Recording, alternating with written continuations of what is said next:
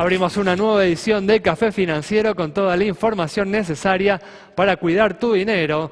Hoy vamos a hablar de seguros para el hogar, cuáles son las compañías más convenientes para asegurar un departamento contra los riesgos más importantes contra los que está expuesto. Vamos también a repasar lo sucedido en los mercados de capitales y en el último bloque vamos a analizar los principales hechos económicos de los últimos días con la presencia del economista Rodrigo Álvarez. Quédate con nosotros. Tras la siguiente pausa vamos a regresar con todos estos temas y vamos a responder, como hacemos siempre, a todas tus inquietudes.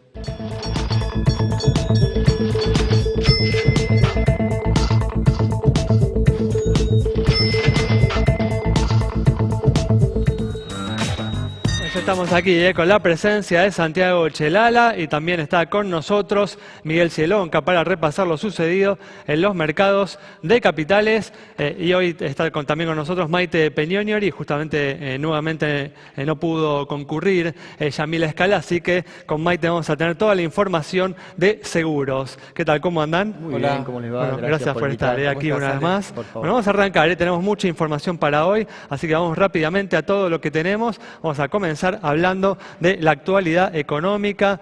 Justamente esta semana el INDEC y la Dirección de Estadísticas de la Ciudad de Buenos Aires publicaron sus mediciones de inflación para el mes de agosto con importantes bajas en relación al mes anterior. De acuerdo justamente a estos organismos, la inflación pasó del 2 y el 2,2 en el mes de julio a el 0,2 y el menos 0,8% en el mes de agosto.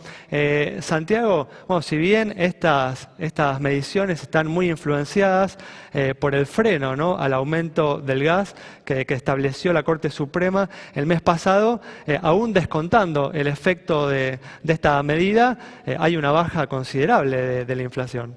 Sí, Ale, es el primer resultado importante que puede mostrar el Banco Central, que ha tenido como objetivo claro terminar con la inflación, que también, recordemos, era una demanda electoral de la gente que votó a Cambiemos en las últimas elecciones presidenciales. Sin embargo, bueno, hay dos temas que también son claros. Hay precios que están quietos y que nadie cree que van a seguir quietos por mucho tiempo más. Estos son las tarifas, como vos bien dijiste, es un tema coyuntural, seguramente las tarifas van a aumentar en el futuro, y también el dólar. Vamos a hablar de esto por ahí en el próximo programa, pero recordemos que el tipo de cambio está clavado ya hace un tiempo y el presupuesto prevé un dólar de 18%, es decir, más de 20% de devaluación, con dos precios que van a aumentar de seguro en el mediano plazo. Nadie cree que esta inflación por debajo del 1,5% vaya a continuar por mucho tiempo más. Seguramente va a haber meses que tengan una mayor inflación. Lo que también hay que decir, hay que subrayar, es que es muy importante este resultado porque es la primera baja importante de la inflación que se da en la Argentina después de más de 5 años. Es muy importante la baja de la inflación y debe ser un objetivo central de la política económica. De todas formas, da la impresión por momentos que algunos funcionarios están obsesionados con obtener resultados rápidos, ¿no?, en la materia, y esto puede tener consecuencias en el desempeño económico de los próximos años, ¿no? Aún suponiendo que no se cumple justamente con el objetivo planteado en el presupuesto de llegar, ¿no?, con un dólar de 20 pesos al año que viene, justamente estaríamos hablando de un problema de atraso cambiario que puede afectar las posibilidades de expansión de las exportaciones argentinas. Es un tema justamente que se estuvo hablando en esta semana en el foro de inversiones, ¿no?, que se está hablando en estos días, ¿no? Sí, Alex, quizás un poco la principal contradicción, ¿no?, que ha tenido hasta ahora la política económica. Un ajuste que realmente se hizo sentir en la gente, un poder adquisitivo que ha caído y, sin embargo, bueno, un panorama fiscal que no mejora. Y sin lugar a duda tiene que haber como correlato de este ajuste algún tipo de resultado. Bueno, este resultado se ve por el lado de los precios, es decir, hubo ajuste, la situación fiscal no mejora, lo que está mejorando es la inflación. Como vos decías, Ale, bueno, hay que ver si la gente está dispuesta a aguantar, ¿no?, tanta retracción de la economía para frenar los precios, o simplemente va a tener que ir hacia un gradualismo mayor en materia de política económica al gobierno. Bueno, vamos a detenernos igual en el aspecto positivo también, que ha sido la reducción de la inflación, un objetivo muy importante, como venimos diciendo a lo largo de la vida del programa, ¿no? Central definitivamente para las perspectivas económicas de los próximos años. Bueno, vamos a cambiar de tema, vamos a hablar ahora de seguros para el hogar, cuáles son las compañías más convenientes para asegurar un departamento contra los riesgos más importantes contra los que está expuesto. Importante tener en cuenta, porque son montos muy bajos mensualmente, empiezan en 498 pesos, que si llega a haber una tragedia, como puede ser un incendio, como puede ser un robo o un incendio incluso del edificio, es importante estar asegurado. Vamos a ver entonces la primera opción, la más económica, Allianz, 498, San Cristóbal 505, Mercantil Andina 515, QBE 520, Integrity 532. Recordemos que cotizamos con un departamento de 90 metros cuadrados en Capital Federal, va subiendo la segunda 541, Provincia 554, Meridional 556, La Holando 562 y Federación Patronal 570. Hay una segunda opción que la tienen muy pocas aseguradoras, que tiene que ver también con asegurar y contemplar el costo que tiene un celular, el costo de que te roben el teléfono en la calle, ¿sí? Algo tan normal, los smartphones, en los casos de los motochorros o en la vía pública, bueno, es importante también estar asegurado y hay algunas compañías que lo contemplan, por eso el costo es un poquito más elevado. QBE 574, Mercantil Andina 575, Allianz 585, Integrity 592 y Banco Provincia, aseguradora de Banco Provincia, 613 pesos. Así que también una buena opción para tener en cuenta, para tener asegurado también tu teléfono celular. Muy bien, como siempre vemos un costo muy accesible para asegurar tu departamento y también vemos el celular que llevas todos los días en tu cartera o en tu bolsillo contra los riesgos, ¿no? Contra los que obviamente están expuestos. Vamos a cambiar de tema, vamos a comenzar con el repaso de lo sucedido esta semana en los mercados de capitales, una semana en la que hubo elementos que han generado una preocupación en los operadores. Vamos a comenzar repasando justamente cuáles han sido estos motivos de preocupación y comenzamos, Miguel, hablando de la expectativa frente a lo que puede suceder con la tasa de interés en los Estados Unidos la semana que viene. Así es, Alejandro, esta semana no fue buena hasta ahora, tampoco fue dramática, quiero poner esto en contexto. Desde los máximos históricos de un índice como el S&P 500, que fue 2.180 puntos, ha caído 2,5%, pero definitivamente no fue una buena semana. ¿Qué es lo que está pasando? Básicamente los mercados se fueron volviendo adictos a los estímulos de los bancos centrales.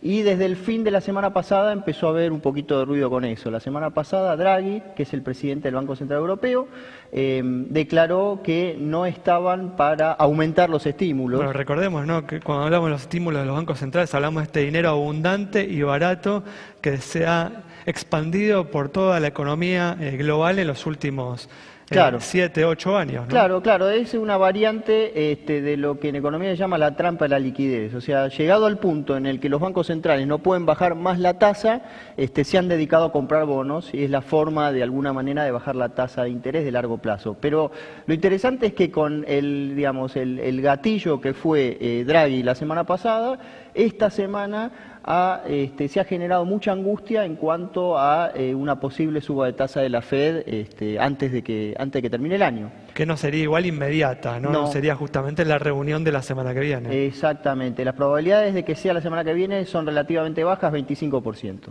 Muy bien, perfecto. Con esta información cerramos este bloque. Quédate ahí, en instantes estamos nuevamente con vos.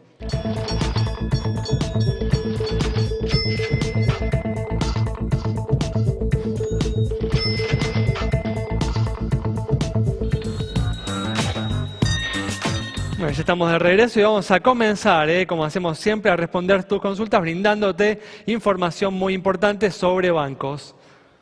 Y mientras pasamos en pantalla, como siempre, la información relevante de los patrimonios de las principales entidades financieras, les cuento que el Banco Central sigue con su política de bancarización para restarle importancia al efectivo en la economía y facilitar el acceso entonces a las cuentas bancarias. En este caso, lo que hizo fue una circular por lo cual no hace falta ir hasta el banco para abrir una caja de ahorro. Se puede hacer directamente por internet. Uno entra en la web del banco, pone ahí su DNI e inmediatamente puede abrir una caja de ahorro sin necesidad entonces de trasladarse hasta la sucursal del banco. Es decir, facilita la bancarización.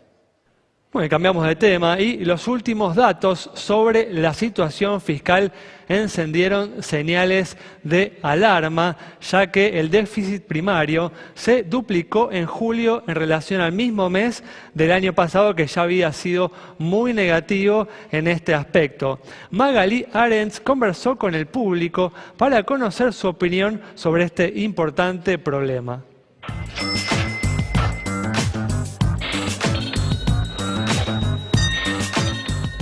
Café Financiero le preguntó a la gente si sabe lo que es el déficit fiscal y si lo considera un indicador de salud de la economía. ¿Sabes qué es el déficit fiscal? Sí, para mí es cuando un Estado tiene más gastos que sus propios ingresos. Cuando la parte del gobierno, todo lo que gasta en el Estado es mayoritario a lo que el mismo Estado recauda. Es lo que falta para tener recursos necesarios del Tesoro Nacional. Y sí, es algo así como que el Estado gasta más de lo que recauda. ¿Sabes en qué situación está la Argentina respecto a eso? Sí, tiene un déficit fiscal entre 6 y 7 puntos. En este momento está con déficit fiscal. Sí, sé que salda, pero no sé cuánto. ¿Cree que el gobierno puede revertir la cifra que en este momento no es saludable? Sí, entiendo que sí. Desde lo técnico sí, desde lo político no.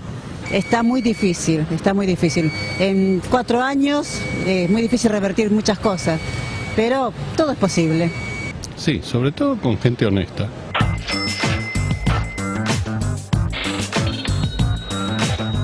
Un tema que debemos seguir muy de cerca por las implicancias que esto puede tener para la economía en los próximos años. Por lo pronto, en el presupuesto que va a presentar mañana en el Congreso, el gobierno está estimando una reducción, ¿no?, del déficit primario, tanto para este año como para el año que viene.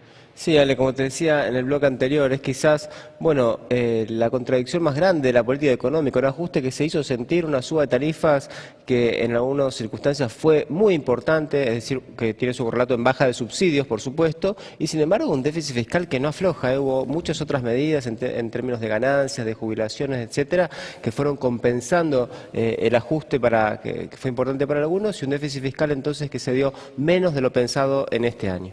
Tal cual. Bueno, muy bien. Vamos a completar el repaso de lo sucedido en los mercados de capitales. Habíamos hablado de un motivo de preocupación justamente para los operadores en el tema de lo que puede suceder con la tasa de interés en Estados Unidos la semana que viene. El otro motivo de preocupación tiene que ver con las expectativas respecto a lo que puede suceder en las elecciones en Estados Unidos el próximo mes de noviembre. Miguel. Sí, definitivamente. Ese es el segundo factor de incertidumbre.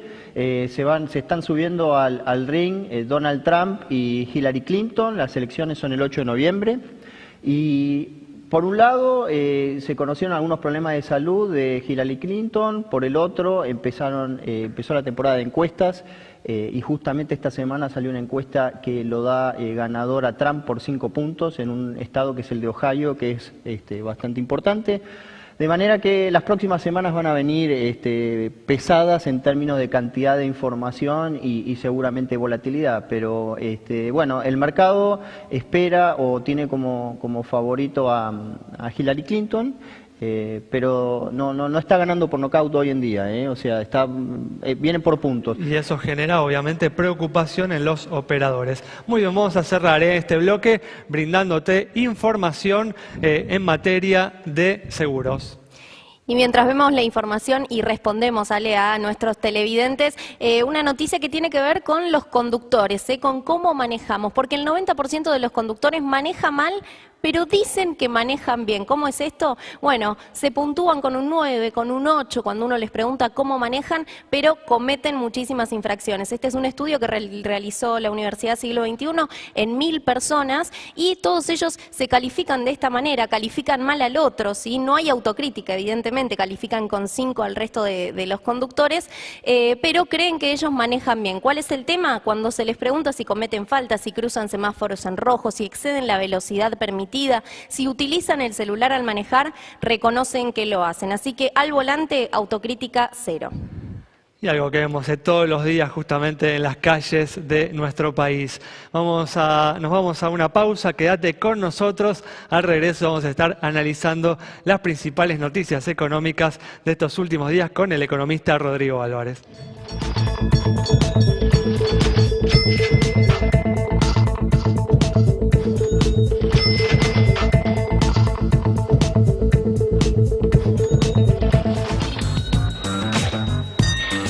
Bueno, ya estamos aquí con la presencia del economista Rodrigo Álvarez para analizar los hechos más destacados en materia económica estos últimos días. ¿Qué tal, Rodrigo? ¿Cómo andás? ¿Qué tal? Gracias por invitarme. Gracias a vos por estar aquí. Bueno, justamente hablábamos en el primer bloque de que esta semana se conocieron las mediciones de inflación del INDEC y de la Dirección de Estadísticas de la Ciudad de Buenos Aires, marcando bajas muy importantes entre julio y agosto. En agosto, bueno, estamos hablando de una inflación de entre el 0,2, la medición del INDEC, y el menos 0,8, la medición de la Ciudad de Buenos Aires. Rodrigo obviamente ha influido, como decíamos en el primer bloque, en este resultado, la decisión de la Corte Suprema de detener, ¿no?, la suba, el aumento del gas. Pero aún descontando justamente esta decisión, esta medida, hay una baja importante, considerable, de la inflación mensual, ¿no?, en este último mes. ¿Crees que el gobierno está ganándole la batalla a la inflación o lo ves a esto como algo coyuntural? No, yo creo que el gobierno está ganando la batalla. Después podemos discutir si las herramientas que usó fueron las más eficientes. Efectivas están siendo porque la inflación está bajando. La discusión tal vez es a qué costo. Me parece que el Banco Central hoy tiene o tendría margen para sacar un poco de ese peso que está generando en la economía con una política monetaria muy restrictiva, de tasas muy altas. Creo que ahí hay margen para flexibilizar.